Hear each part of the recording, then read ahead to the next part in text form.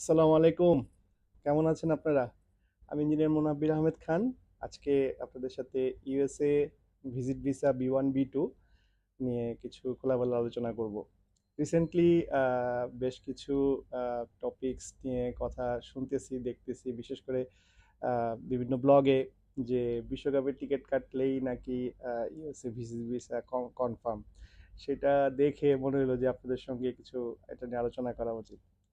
তো রিসেন্টলি যেটা হয়েছে যে ইউএসএ তে আপনারা জানেন যে জুন মাসে টি-20 ওয়ার্ল্ড কাপ হওয়ার কথা রয়েছে, ওখানে বাংলাদেশ একটা পার্টিসিপেন্ট কান্ট্রি। এখন সেখানের টিকিট কাটলে বা খেলা দেখার টিকিট কাটলে দুইটা খেলা আপাতত প্রথম রাউন্ডে ইউএসএ তে হওয়ার কথা। অনেকেই বলতেছে ভিজিট ভিসা কনফার্ম নাকি। তো অনেক ভাই আমাকে প্রশ্ন করে যে আমাদেরকে একটু বলেন এই বিষয়টা নিয়ে। আসলে আপনারা যদি নিজেরা যেচে যেচে যদি বেলতলায় যেতে চান আর মাথায় যদি এক দুইটা বেল পড়ে তাহলে তো ব্যথা পেলেও কিছু বলার নাই আসলে। ভিজিট ভিসা ইউএস এর যেটা আসলে উম, হয় বা প্রসেসটা সেটা আপনাদেরকে প্রথমে বুঝতে হবে। ইউএসএ ভিজিট ভিসাটা আসলে অনেকটা, আমি বলি, স্টেজে মেরে দেওয়ার মতো। মানে আপনি হয় ছক্কা নাহলে ফক্কা।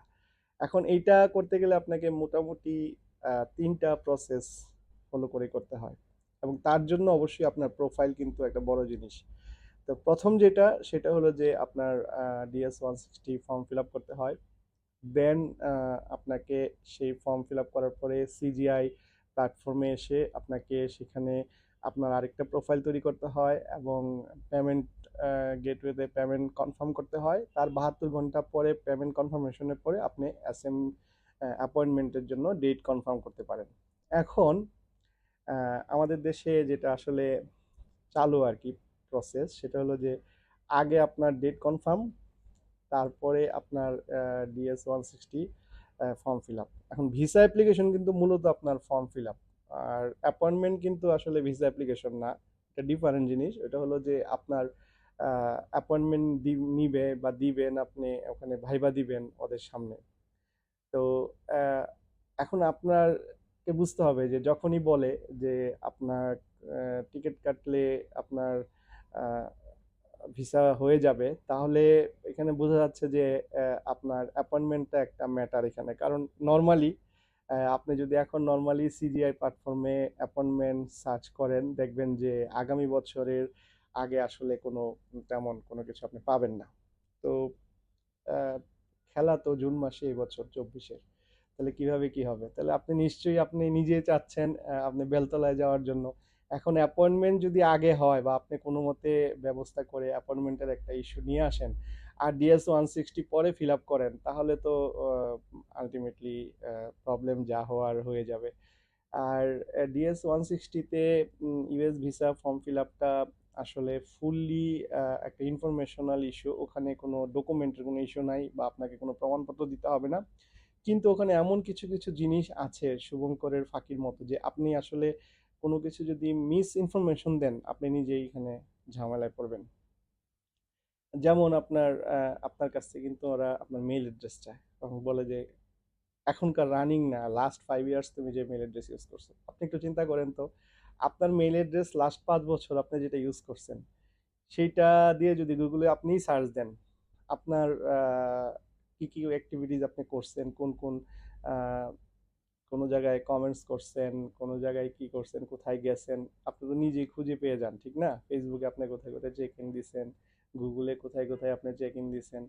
তো আর ওখানে আপনার যেটা লাগে যে আপনার সামাজিক যোগাযোগ মাধ্যমের আপনার যে উপস্থিতি, ধরেন আপনার ফেসবুক, লিঙ্কডইন বা ইউটিউবে, সেগুলো আপনাকে ডিটেলস দিতে হয়। এখন কোনো ইনফরমেশন যদি আপনি হাইড করেন, তাহলে কিন্তু আপনি মনে করতেছেন যে আপনি হয়তো, ওরা তো কোনো প্রমাণপত্র চাচ্ছে না, কিন্তু তাদের দায়িত্বে তারা কিন্তু ঠিকই সেগুলো বের করতে নেয় ফেলে। তো সেই জন্য DS-160 ফিল আপ করার সময় যেহেতু এটা সহজ, তাই এটা কিন্তু কঠিন। আপনাকে যেহেতু শুধু ইনফরমেশন দিতে হচ্ছে, তাই ইনফরমেশনের ব্যাপারে আপনাকে খুবই সাবধান থাকতে হবে। আরেকটা বিষয় এখানে আসে যে ইউএসএ ভিজিট ভিসায় আপনার কিন্তু কোনো ধরনের রেফারেন্স বা এটা দেওয়া খুব একটা জরুরি না। এখন আপনার প্রোফাইলে আপনি কোথায় গত 5 বছরে ভিজিট করছেন তেমন কিছু নাই।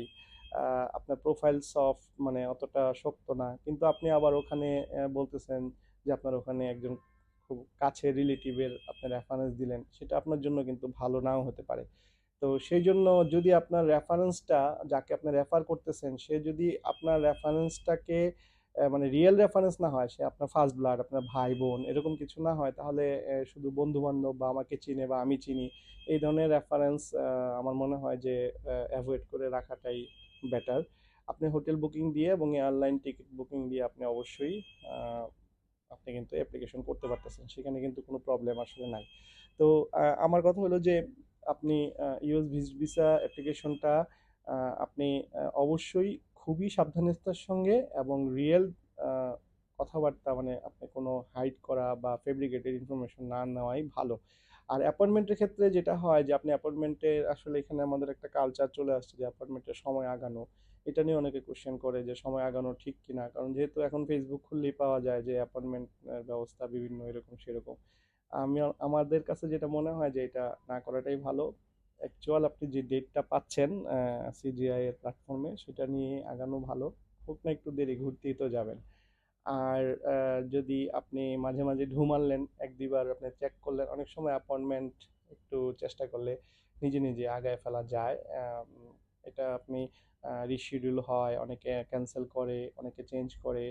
তো দেখা যায় যে সেক্ষেত্রে আপনি কিন্তু সহজেই অ্যাপয়েন্টমেন্টের স্কোপ চেষ্টা করলে আপনি ভালো একটা সময় আগায় নেওয়া যায়। কিন্তু সেটা কিন্তু আপনি নিজেই করবেন কোনো টাকা পয়সা খরচ ছাড়া। আহ, এটার জন্য আপনার কারো দ্বারস্থ হওয়াটা আমরা প্রেফার করি না।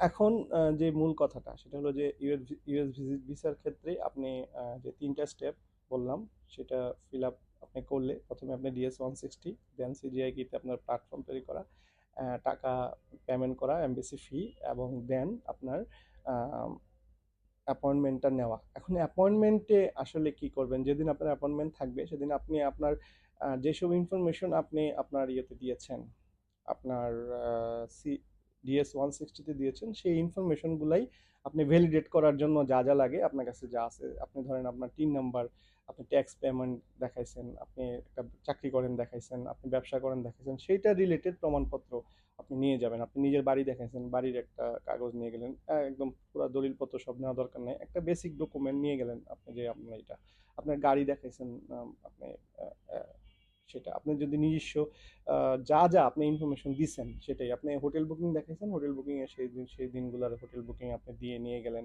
এয়ারলাইন টিকিটটা নিয়ে গেলেন। আসলে অনেক সময় কিন্তু ওনারা বেসড অন আপনার DS-160 ফিল আপ দিয়ে আপনার ইনফরমেশনের বেস দিয়ে ওনার ডিসিশন নিয়ে নেয়, খুব বেশি একটা কোশ্চেন করে না।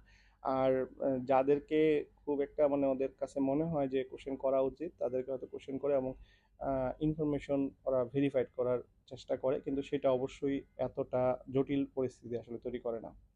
তো আপনারা আশা করি আমার কথাগুলো বুঝতে পারছেন। শুধুমাত্র এক একটা জিনিস দেখবেন আর দৌড় দিবেন, এভাবে ভিসা হয়ে যাবে সেভাবে ভিসা হয়ে যাবে, ওগুলা করবেন না। অ্যাজ ইউজুয়াল ট্রাই করেন, আশা করি ইউএস এর ভিসা হয়ে যাবে। ভালো থাকবেন সবাই। আজকে এ পর্যন্তই।